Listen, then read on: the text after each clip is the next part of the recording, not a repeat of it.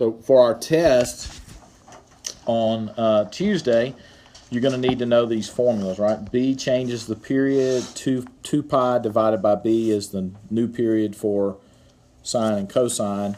Pi divided by B would be the period for tangent and cotangent, because the normal period of the tangent and cotangent function is pi, and the normal period of the sine and cosine function is 2 pi. K is the vertical shift of the trig function. And B and C work together to determine horizontal shift. Yesterday we did this. Today we're going to look at what horizontal shift looks like and what vertical shift of graphs look like. Now the good news, y'all, the good news is that the graph of the sine function always looks the same. The graph of the cosine function always looks the same. It's just a matter of where we place it on our graph, right?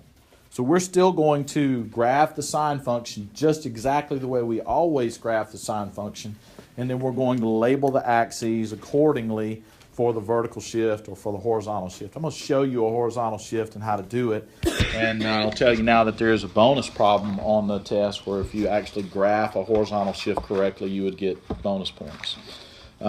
Whatever you can do correctly on that problem would earn you some points. We looked at these yesterday. And today we're going to start with this one. Y equals the sine of x plus pi over 2.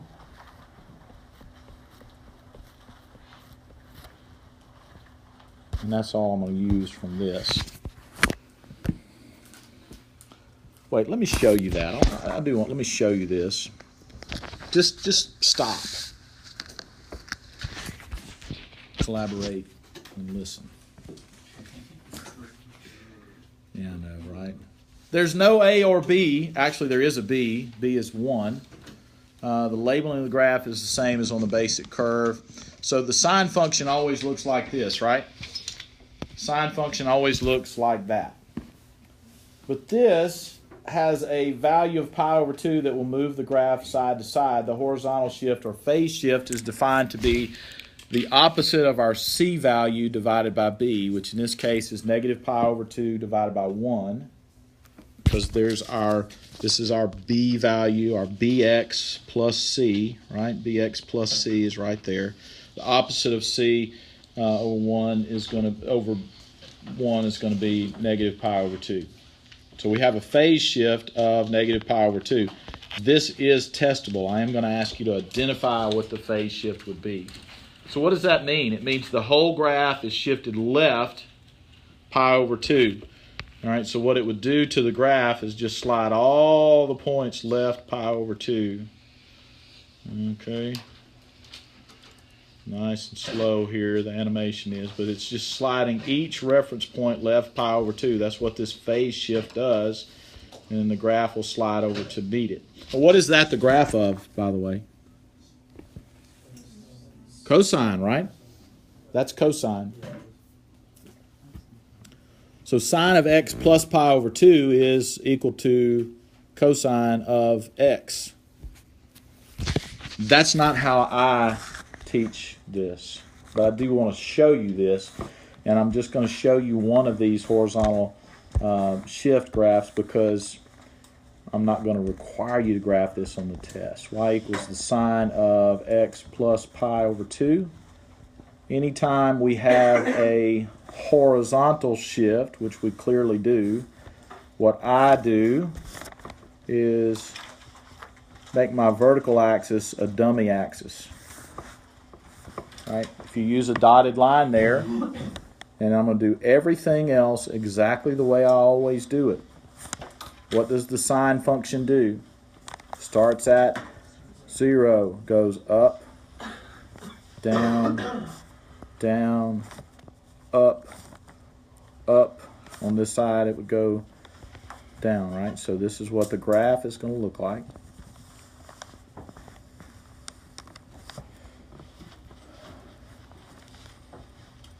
My amplitude is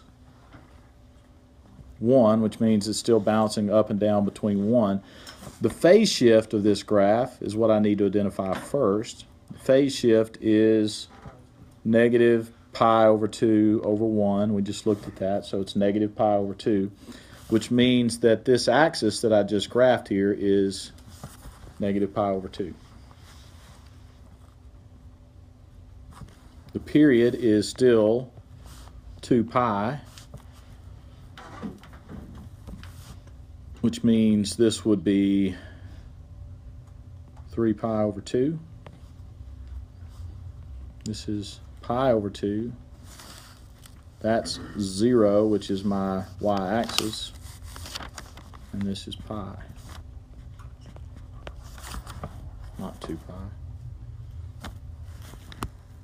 That's not right. That's not right. Fail.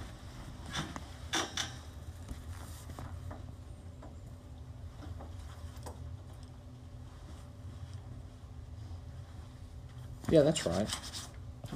Sorry. That's right.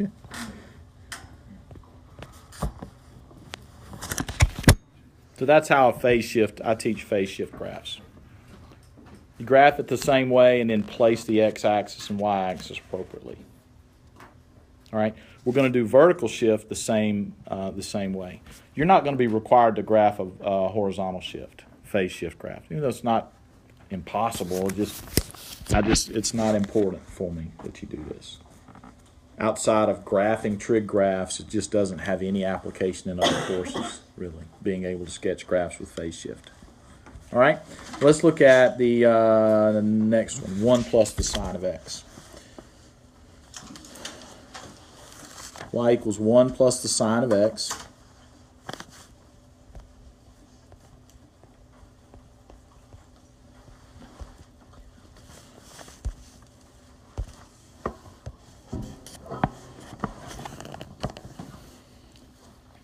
What's the period of this function? What's the period? 2 pi, right? It's just sine x. Is there an amplitude change? No, because the value in front of the sine is 1.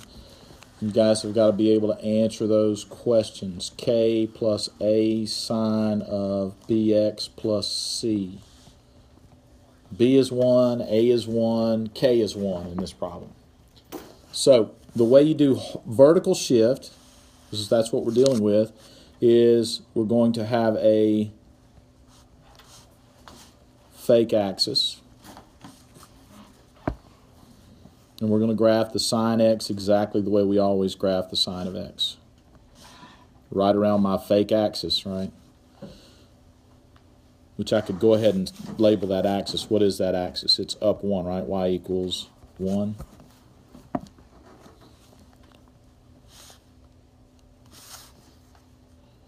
Does everybody see that the vertical shift is 1?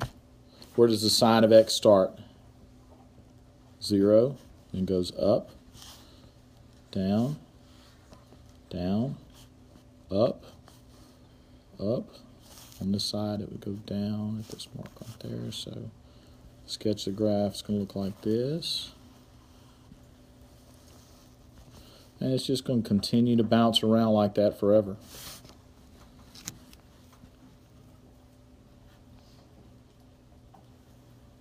Didn't we just graph the sine function the way we've graphed the sine function every time we've graphed the sine function? Except I used a dummy axis. The axis is 1 because my vertical shift is 1. It's up 1. So that's y equals 1. All right, from that point, the amplitude of this graph is 1, right? The amplitude is 1. Where does that come from? Comes from the coefficient of the sine, or the multiplier of the sine. So it's going up 1 and down 1. What is that up 1 value going to be? Y equals 2. Right, this is y equals 1.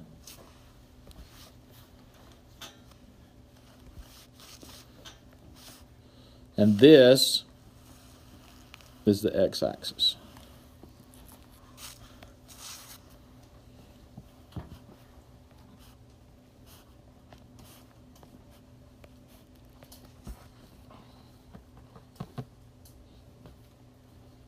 Which we have to label at this point. The period of the sine function, the period of this sine function from here to where it starts over again is what? 2 pi. Half of that, right in the middle, would be pi. Half of that, pi over 2. 3 pi over 2. We could keep going if we wanted to. 5 pi over 2. 6 pi over 2, etc. Negative pi over 2. And that's it.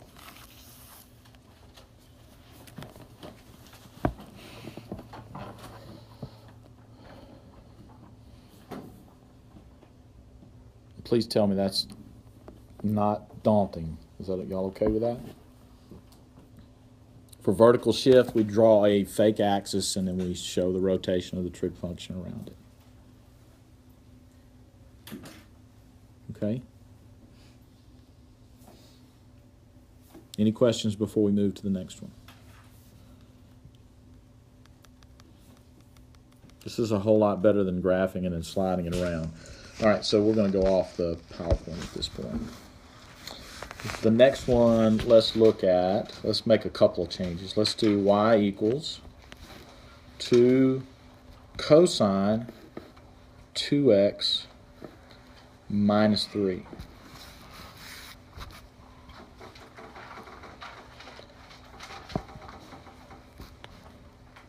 Okay.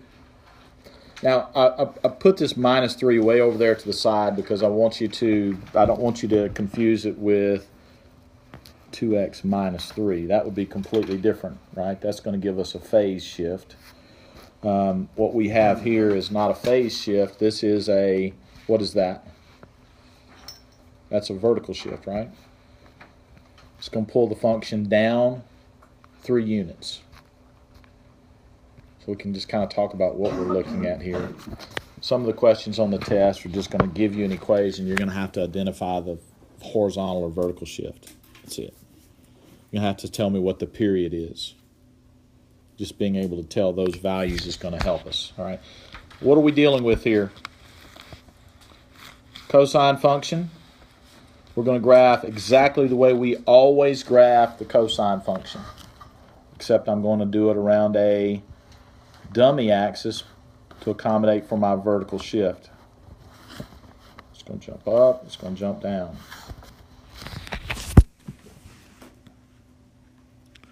We can add to that later if we needed to, but I'm going to go ahead and add to it because I know I'm going to need to. What is this dummy axis that we're graphing around here? It's -3, isn't it? If you wanted to go ahead and write that somewhere to remind yourself what you're doing, that's y equals -3, that horizontal dotted line. It's my fake x-axis. Where does the cosine of x start? At 1, up. Get my hash marks on here. And then it's going to bounce around this axis, just like cosine always does. Down, down, up, up, down, down.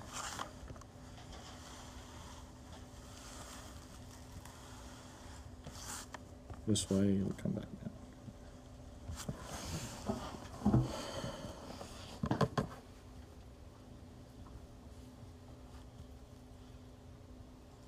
Isn't that what the cosine always looks like?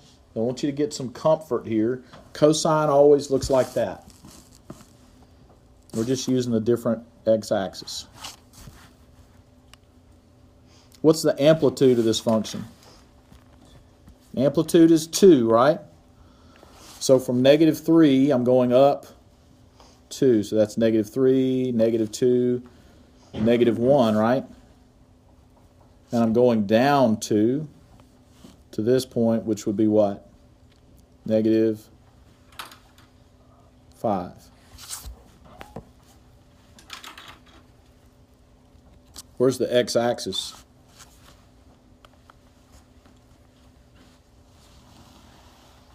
Right there.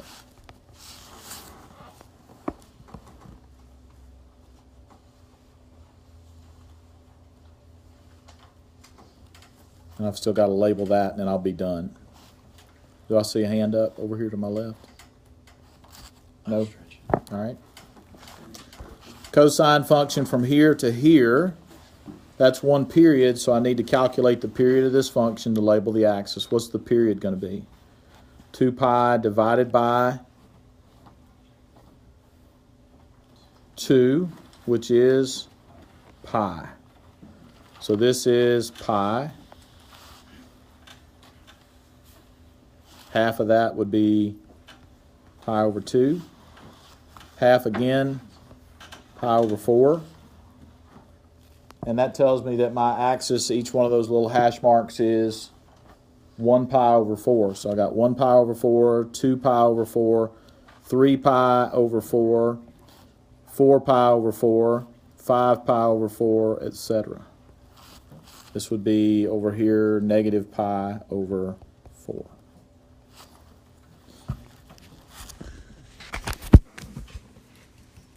This is the x-axis, y equals 0. This is my y-axis.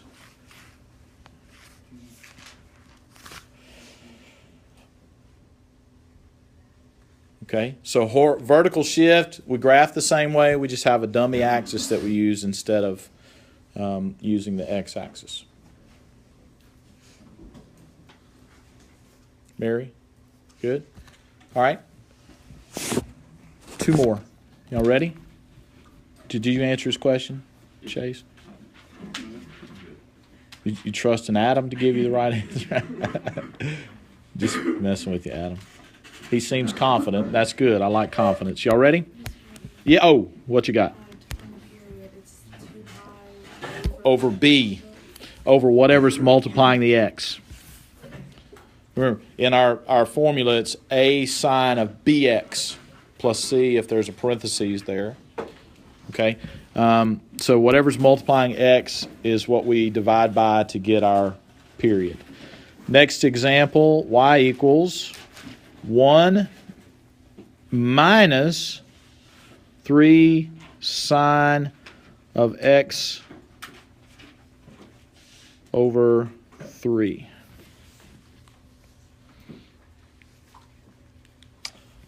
Now the negative 3 does a little something, something, right? Negative 3 is going to flip the graph. We just need to be mindful of that to start with. What is this 1 going to change? What is that 1? That's a vertical shift.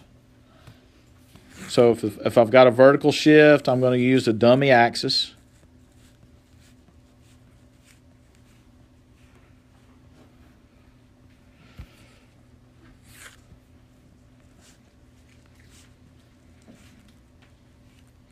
And I'm going to do everything.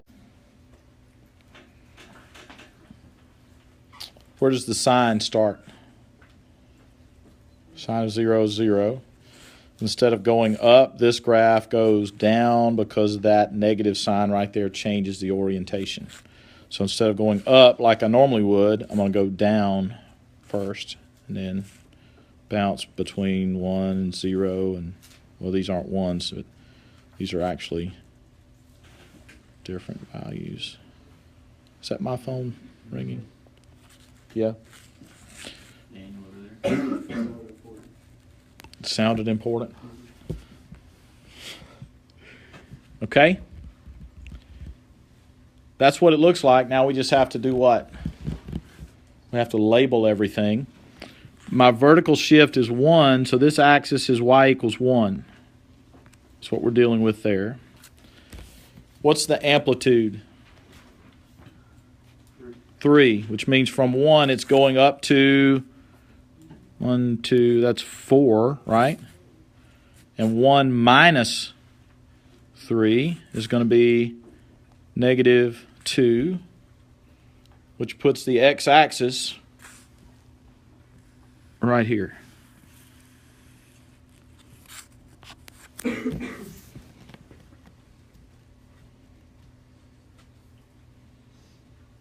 Right? Just 1 down from y equals 1.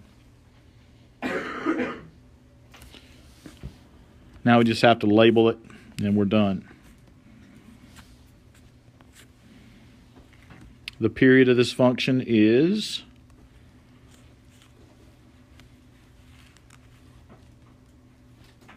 2 pi divided by what? 1/3, which is 6 pi. That means from where it starts to where it starts repeating is 6 pi. Half of that is 3 pi. Half of that would be 1.5 pi, which means this would be 4.5 pi, etc. I want you to give me just give me 4 good x-axis labels, and we'll be good with that. That's it. Vertical shift.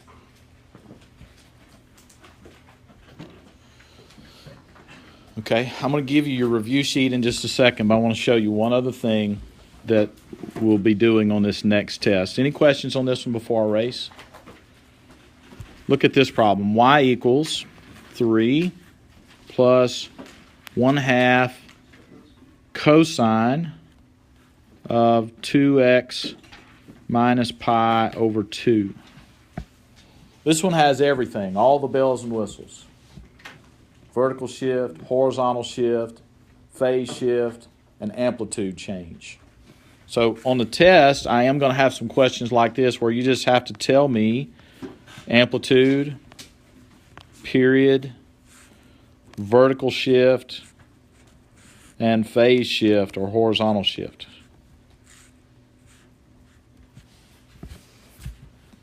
What's the amplitude of this graph? 1/2. The period, not 2 pi. I got a mistake here. This should be 2x. The period is 2 pi divided by 2. So the period is pi. Vertical shift is what? 3 plus 3, right? I like the plus, tells me up 3. Horizontal shift, the opposite of C over B, which would be pi over 2 over 2.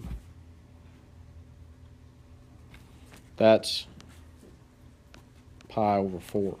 Now, if you wanted me to show you the steps, pi over 2 divided by 2 is the same as pi over 2 times the reciprocal of 2. Keep, flip, change. That's pi over 4. So you'll need to be able to tell me those 4 pieces of information for any graph that I give you. All right?